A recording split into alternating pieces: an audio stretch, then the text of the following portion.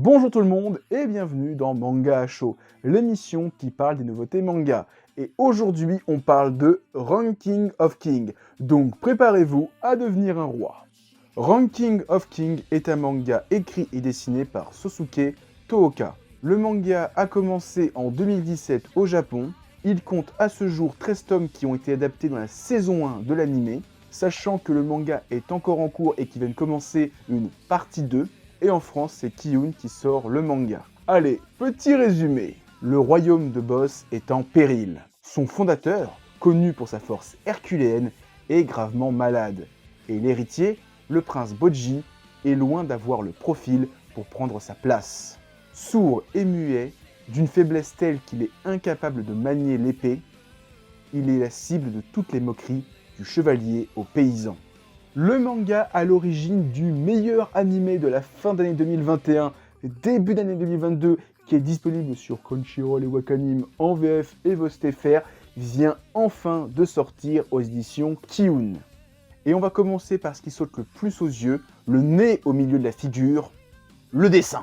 Alors, avant de commencer à en parler et de ce que j'ai compris et de ce que j'ai vu à droite, à gauche, l'auteur serait un homme d'une quarantaine d'années qui a commencé à faire du dessin du jour au lendemain. Et donc, de ce que j'ai compris, l'auteur, c'est pas quelqu'un qui a un parcours classique. C'est pas quelqu'un qui a dessiné des mangas toute sa jeunesse ou qui a fait une école d'art. C'est juste ton daron de 40 ans qui s'est dit du jour au lendemain, si je faisais du mangas. Maintenant que j'ai dit ça, j'ai envie à la fois de critiquer et de défendre le titre. Critiquer parce que, oui, au premier abord, c'est ultra mal dessiné. Les personnages sont pas super bien représentés, la perspective est catastrophique, ça fait vraiment penser à une BD que j'aurais pu faire à l'âge de 10 ans. Et je peux comprendre qu'on soit légèrement déçu par le style du manga en comparaison avec la qualité qu'on a eue avec l'anime. Mais ne prendre que ça en compte dans Ranking of King, c'est oublier tout l'aspect scénaristique.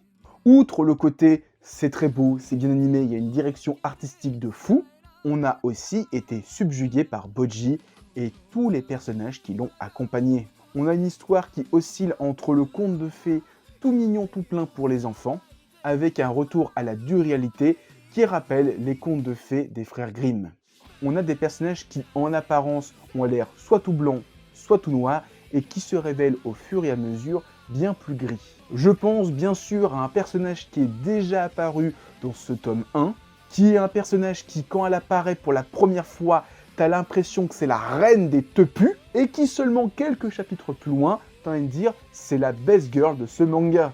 Et ceux qui ont lu le manga et qui ont vu l'anime, vous savez de qui je parle. Donc oui, c'est vrai que ça ne casse pas trois pattes à un canard en termes de dessin. Je pense, sans me vanter, qu'on est plusieurs à pouvoir faire pareil, voire mieux. Mais je reconnais aussi que au fur et à mesure des chapitres, le dessin s'améliore. Et de ce que j'ai vu des derniers chapitres, l'auteur a pris pas mal de level. Je tiens aussi à souligner une dernière chose, j'ai l'impression que l'auteur joue pas mal avec le fait qu'il dessine pas très bien.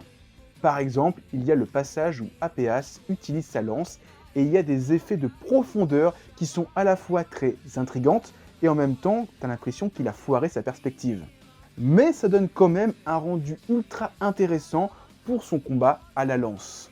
En conclusion, Ranking of King, oui, en termes de dessin, ça casse pas trois pattes à un canard.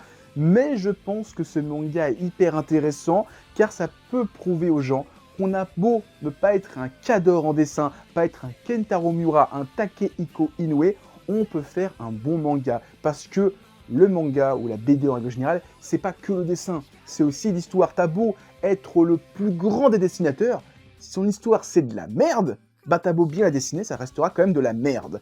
Et là, ça prouve bien que t'as beau ne pas être un Cador en dessin, si ton histoire est intéressante, les personnages sont intéressants, et ben l'histoire, elle suit. Et en plus, le dessin, il s'améliore avec le temps.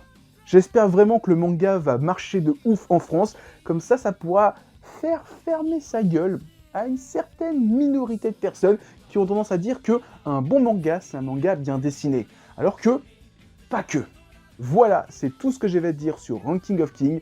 Si vous avez apprécié la vidéo, pensez à mettre un petit pouce bleu, à laisser un commentaire, à partager la vidéo, ça fait toujours plaisir. En description, vous avez un lien vers tous mes réseaux, TikTok, Twitter, Discord, Instagram. Et maintenant que j'ai dit tout ça, je vous dis à plus et continuez à lire des mangas. Allez, ciao tout le monde!